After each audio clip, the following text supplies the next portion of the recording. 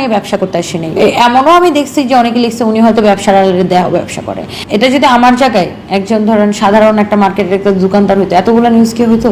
ড্রাগসের ব্যবসা করতেছে না, ইলিগেল কোনো জিনিসের ব্যবসা করতেছে না, এটা একটা সিম্পল বলা যায়, তাই না? ইস্যু এরকম ইস্যু হতেই পারে, বাট সেটাকে হচ্ছে যে আপনার সমাধান করতে হবে। তো আমরা 2.5 লাখ টাকা জরিমানা দিয়েছি। একটা অভিযোগ যখন আসবে, অভিযোগটা মানে এটা অভিযোগ, এটা তো প্রমাণিত হওয়ার আগেই যদি মানুষজন এরকম মানে ভিউজের জন্য, যেহেতু আমিও একটু পরিচিত মুখ, ভিউজের জন্য এরকম ধরেন যে রসালো বা আকর্ষণীয় এরকম বা ভিউ বাড়ানোর জন্য এই ধরনের টাইটেল দিয়ে যে সংবাদ প্রকাশ করা, এটা আসলে মানে ঠিক কতটুকু যোগ্য আসলে আমি জানি না।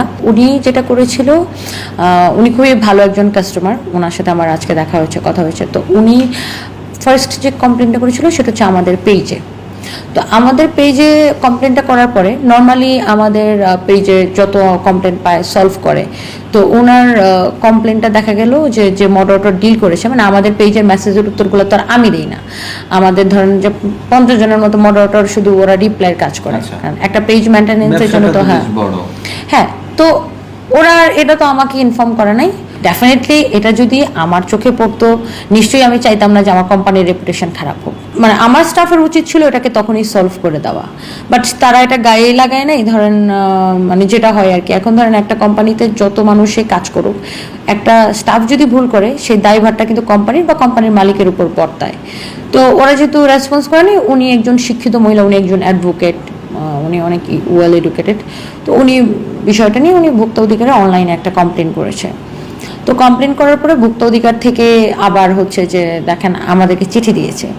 সো চিঠিটা দিয়েছে, উনি প্রোডাক্টটা কিনেছিল অনলাইন থেকে, কিন্তু চিঠিটা দিয়েছে ওনারা আমাদের গুলশান পুলিশ প্লাজা শোরুমে। তো চিঠিটা আসার পরে এখানে আবার এটা রিসিভ করছে হচ্ছে আমার সেলসম্যান।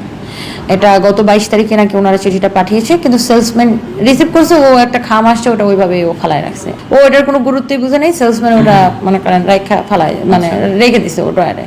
ভাবছে ম্যাডামরা হয়তো বলবো, তো ও পরবর্তী সময় বলছে ম্যাডাম আমি ভুলে গেছিলাম।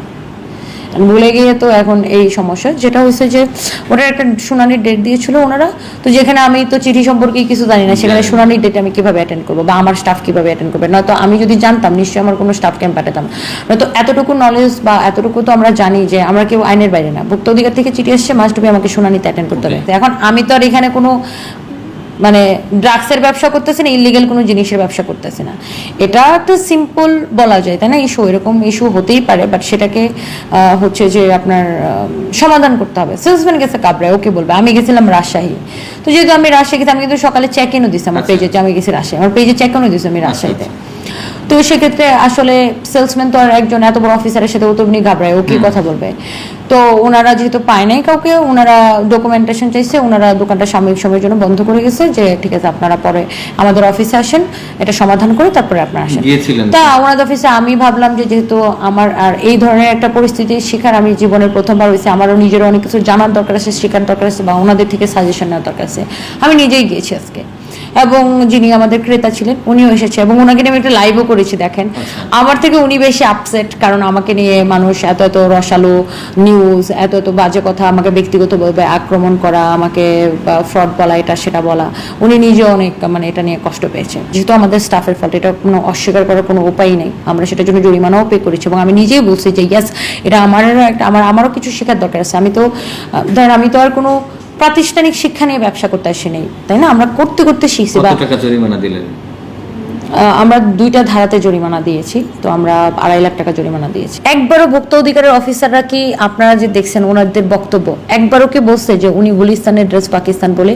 ওনারা বলছে যে অভিযোগ পাওয়া গেছে যে যিনি ক্রেতা তিনি অভিযোগ করেছেন, ক্রেতার কাছে মনে হয়েছে যে এই ড্রেসটা হয়তো বা মানে ক্রেতাও লিখছে যে আমার কাছে ড্রেসটা মানে ওই মামলার কাগজটাও আছে, মানে অভিযোগের কাগজটা, তাই অভিযোগের কাগজটা এখানে না, অভিযোগের কাগজও ওটা আছে, যে উনি বলেছে যে একটু বের করে দেখাবেন। সেলাইটা বাঁকাতারা ছিল, এটা দেখে আমার মনে হয়েছে যে এটা মানে অরিজিনাল না। হ্যাঁ, এটার সারাংশটা এটাই যে ওনার কাছে দেখে মনে হয়েছে যে এটা অরিজিনাল।